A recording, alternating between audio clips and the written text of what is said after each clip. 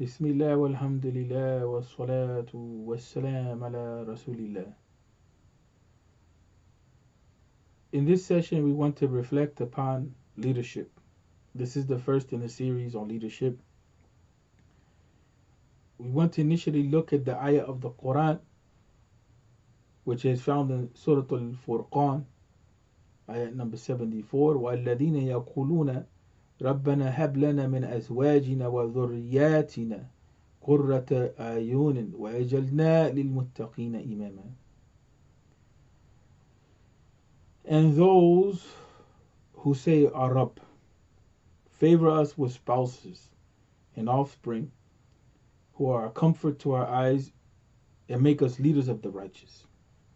Now, in this reflection, we want to look at the tafsir of Imam al-Razi, the tafsir al-Kabir, rahmatullahi alayhi. We just want to extract a number of points because Imam al-Razi says there's about 9 qualities to be investigated in this ayat. When we want to look at the fact that some of them recite this ayat in some recitations of the Quran other than Nafi' and Ibn Kathir and Ibn Amr and Hafs, they recite it as dhurriya. They recite the word as the word dhurriyatina as dhurriya. And in doing so, there's another meaning which is brought to the fore. And the concept here is a united offspring, right? That's together. So then the ayat will read, and those who say, "Our Rabb, favor us with spouses and offspring," which is what? Together united, who are a comfort to our eyes and make us leaders of the righteous. And it gives the sense of even not of plenitude of a few. Doesn't give the sense of a plenitude and offspring. Right. The first is given more of that sense of plenitude and offspring.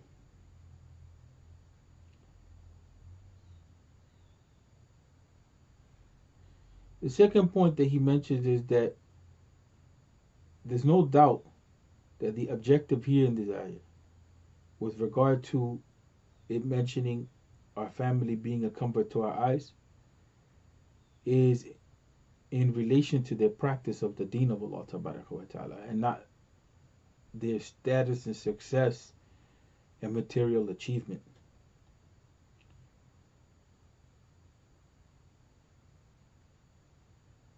And the ayat which reads like a dua or like a prayer is indicating to the requests of spouses and offspring and this deen who would or will participate in the practice of the deen as a family, so that they begin to love these personages or persons, and together they proceed in the obedience of Allah Ta'ala. This is the sense that we're getting from Imam al-Razi's tafsir. And that sense of joy and that love that they have for one another be completed in the hereafter. So this is what the dua then is indicating, that our family be one in which we are practicing as a unit, and that we begin to love each other, and we begin to have a sense of well-being on the spiritual level, and that we desire to see a sense of continuity in the hereafter. This is a point which is very subtle, that there's a point that's very subtle that we can gather from this, and that's the issue of lineage. All right, so here Here, Imam al-Razi is opening us up to a reality which is indicated to, is not necessarily spoken about, and that is spiritual lineage, right? Spiritual continuity. That in the hereafter, there's a sense of continuity, you know, in the family itself, rather than it being scattered. And this is a lot different than those who pride themselves on lineage in the dunya, right? And if you can combine lineage in the dunya with obedience to Allah in status and riches, mashallah. Because what will be indicated from that is a strong family here, spiritually, materially, and then that family has continuity in the hereafter. The Deen of Islam doesn't encourage poverty for the sake of poverty. So if that's possible, that's a beautiful thing, right? But here, firstly, is talking about the family that is strong spiritually, and the family that would love to see its life continue in the hereafter, so that its existence as a unit continues in the hereafter.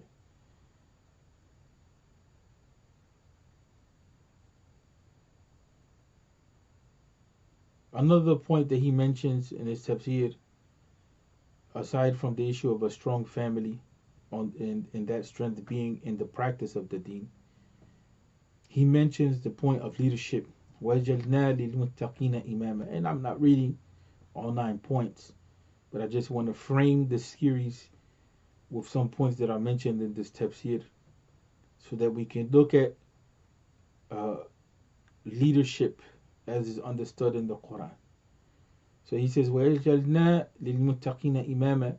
So the plausible meaning here is that they asked Allah tabaraka wa ta'ala in the Quran as a dua, was being asked of Allah is that they mature, and they mature in their obedience to Allah tabaraka wa ta'ala to the highest degree, so that they can reach a point of being models to be followed. Models to be followed in the obedience of Allah. And some of the scholars, Tafsir, Imam al-Razi says, rahmatullahi alayhim jami'a, that the ayah indicates that leadership, أن الرياسة في الدين يجب أن تطالب ويرغب فيها, that the position of leadership in the deen is something that should be sought. It's obligatory to seek and to desire. Some of the scholars of tafsir, they mention this point, that we should want to be models in the obedience of Allah, not for the sake of leadership in itself, but for the sake of guiding people to righteousness, right? So in order for that to be a reality, we would have to be people in which our egos are being dissolved, right? So we should want to guide people to Allah. So we should want to be models of Islam in this sense. And this is a point which is essential, that Imam al-Razi rahimahullah, he brings out that the strength of leadership, right, is one in which the family is strong, right, and that people model that leadership. Another point that he mentions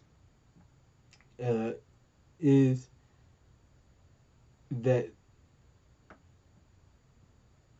the position of leadership in the deen is, it doesn't come into existence except by action that's grounded in knowledge, or knowledge in action, as he says, right? لأن الإمامة في الدين لا تكون إلا بالعلم والعمل. So Imam al-Razi rahmatullahi alayhi, he's bringing out this point. It's not only that we should aim to be models of Islam, right? But that leadership has to be grounded in knowledge and in practice. There has to be a sense of integrity, right? And that means we have to what? We have to grow into that reality. So there's two fronts then that we're working on. The first front in leadership is to ground our family. And this is a difficult task in and of itself, but something which we should ask Allah for guidance in sync with the ayat. And those who say, "Our Rabb, favor us with spouses and offspring who are a comfort to our eyes and make us leaders of the righteous." Right? Make us leaders to the right. In other words, help us, to be models in our community, in our society, to show people the reality of Islam. That's the best form of da'wah. This is what's called da'watul hal. Da'watul hal. The da'wah that comes from our practice, from when people seeing us model the deen, rather than da'watul maqal. The da'wah that comes from our speaking and our calling to the deen and teaching the deen and so on and so forth. But when the deen is modeled in the practice of the people or families, then you start to see another reality, right? You start to see a creature which is created, which has an impact on the environment. And that creature which is created, right? That creature which is created, is the human being that's in obedience to Allah. Right? Allah created the human being to be in obedience. So we participate in showing that reality when we allow Allah tabaraka wa ta'ala to utilize us to model the deen. So then the creature which is in existence, right, which Allah tabaraka wa ta'ala created, is not the disobedient slave, but the obedient slave. And in Islam, the concept of slave in the spiritual sense, right, not in the material physical sense, but the concept of slave in the spiritual sense is the highest degree. Abadan shakura is how the Prophet Muhammad sallallahu alaihi wasallam is described. We're not talking about slavery in the physical sense and human rights abuses and this type of thing. We're talking about a degree of obedience to Allah tabaraka wa ta'ala that eventually becomes a love relationship between ourselves and our Creator. And this has some spiritual connotations and lessons which have to be unpacked and brought out, which is not the function here in this reflection. But there's a book that's written by Ibn Taymiyyah called Al-Ubudiyya, right? Al-Ubudiyya, and what that means in Islam. And the term abd has become a term which is associated with slavery and so on and so forth. But the reality is that we know that we're taught that the name Abdullah is one of the best names, the Abd of Allah, which makes us equal amongst one another. The slave of Allah has no other master other than Allah, which ensures his freedom from himself, from herself, and from other human beings. And so this is why we find that Allah tabaraka wa ta'ala raises the rank of those who are people of taqwa. And in that sense, there is no equality. The person of taqwa has a high rank with Allah. But as far as his brothers and sisters are concerned in the dunya, there's a sense of equality and dignity. So leadership then requires us to develop ourselves spiritually, to increase our knowledge, to increase our action, our ibadah, our good deeds, and to model the deen itself.